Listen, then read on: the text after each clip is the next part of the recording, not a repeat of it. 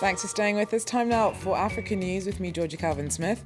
Tonight, dozens of villagers in northern Nigeria are slaughtered in an attack blamed on Fulani herdsmen caught up in a bitter land dispute with local Hausa peoples.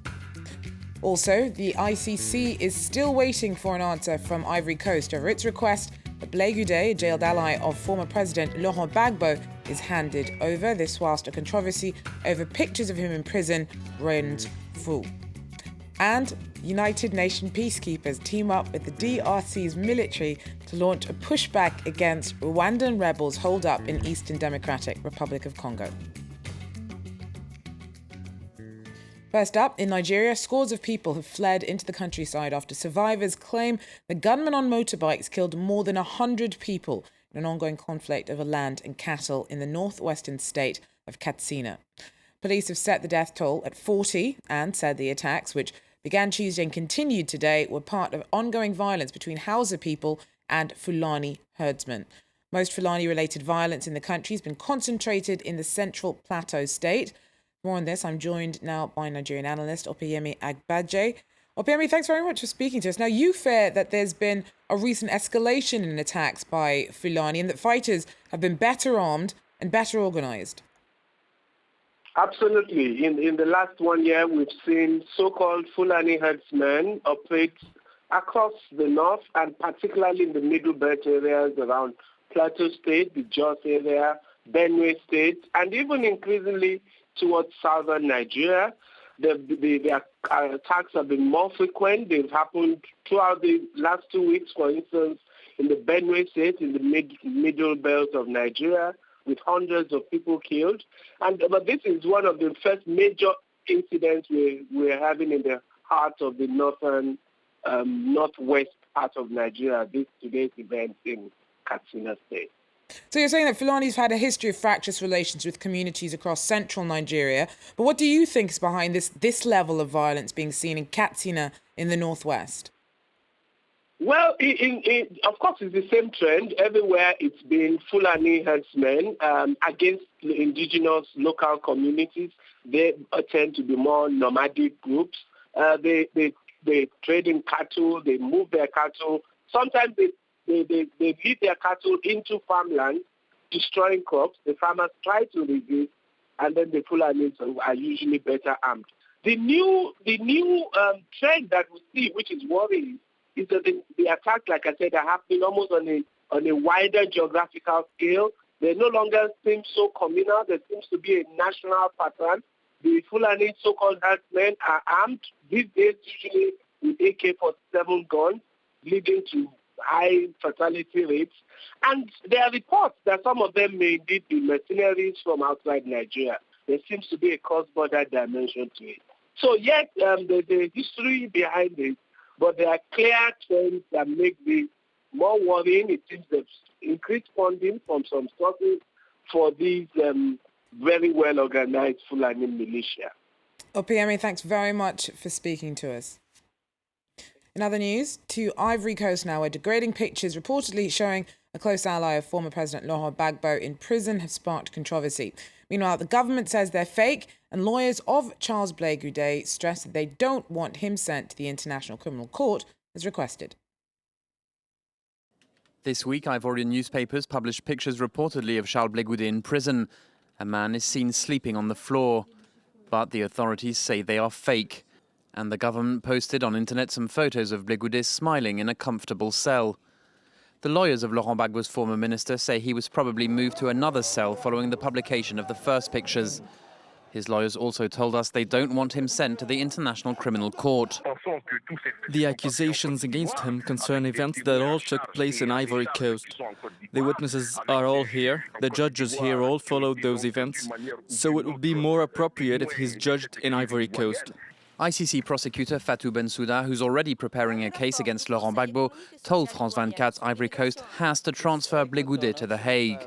The chamber has decided not to grant the Ivorian authorities the time that they are requesting for to consider the surrender of Charles Blé Goudé. So we are following what we should by talking to them and encouraging them that they should take up this responsibility to surrender him. In Ivory Coast, President Alassane Ouattara is accused by his detractors of implementing a victor's justice after the post-election crisis 3 years ago.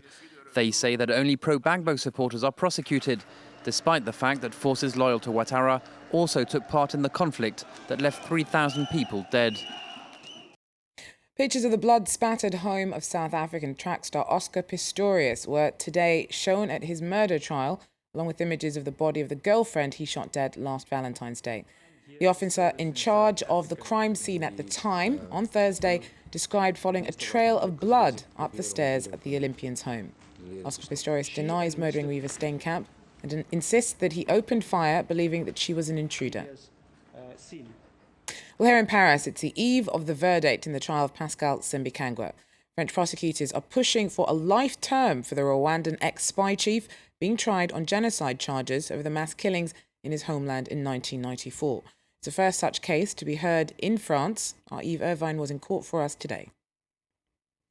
Calling on the jury to disobey the court and ignore the political pressure piled upon them, Pascal Simbikangwa's defence lawyers summed up a trial they saw as leaving absolutely no room for the presumption of innocence of their client. They said it was a trial founded on evidence as fragile as a house of cards, indeed based entirely on witness statements, mere hearsay in their words, and indeed they called the integrity of a number of witnesses into question.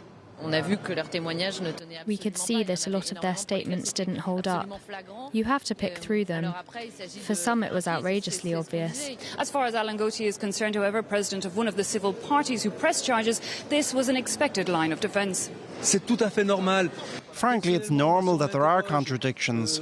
If you question me 10 years from now about what I did today, there'll be a lot I forget. And if you question me again 3 years later, I'll probably remember different details. It's the first time ever France has put a suspect of the Rwandan genocide on trial, and this also is something his defence lawyers fear could work against him, as it could be used as an example to send a message from France to Rwanda that they want to renew ties. Now, Pascal Simbikangwa denies all charges against him. He insists he was not in a position of power at the time of the genocide and therefore could neither have planned nor orchestrated any of the violence. As far as the prosecution is concerned, however, they want the jury to judge him no longer just for complicity in genocide, but as a direct actor in the violence. They say the last 5 weeks of witness statements has proven beyond any reasonable doubt that he was indeed in a position of power and indeed an instigator of the violence. Northern South Africa continued to be battered with heavy rains on Thursday. The harsh weather's already claimed at least 6 lives this week, and emergency teams have been on standby to help potential victims. Johannesburg saw widespread flooding. Many residents from Soweto Township have taken refuge in local community centres. South African National Defence Force has also been preparing to step in should a natural disaster be declared. UN peacekeepers in Democratic Republic of Congo have teamed up with government forces to launch a joint offensive against Rwandan Hutu rebels in eastern DRC. FDLR fighters spilled over into the neighbouring country after the end of the Rwandan genocide, and over 2 decades have been terrorising civilians in the region. An offensive operation is being planned for the east of the Democratic Republic of Congo. UN peacekeepers and forces from the DRC army have agreed to put pressure on the Rwandan rebel group, the FDLR. The group has been here for over 20 years. After having waged a successful operation against other armed groups, the UN-led mission there, MONUSCO, is ready to tackle the FDLR. We have told the FDLR many times that, like other armed groups, they must disarm and go through the process of disarmament. They did not listen, and the military operations and the military pressure is in force and will continue to be enforced until the point when they disarm. It was a decision made in complete agreement with the Congolese authorities, who also reaffirmed their desire to see an end to the FDLR in the region. MONUSCO received the mission to collaborate and support with the armed forces of the DRC. This declaration by the head of MONUSCO in our country works with the mandate they received and with the work we do together. The FDLR is made up of between 1,500 to 2,000 fighters who are spread across a large area. They have continuously destabilized the region through their pillaging of natural resources and terrorizing of the local population. Their goal is ultimately to reconquer Kigali. They fled Rwanda in 1994 following the victory of Paul Kagame's party, the FPR.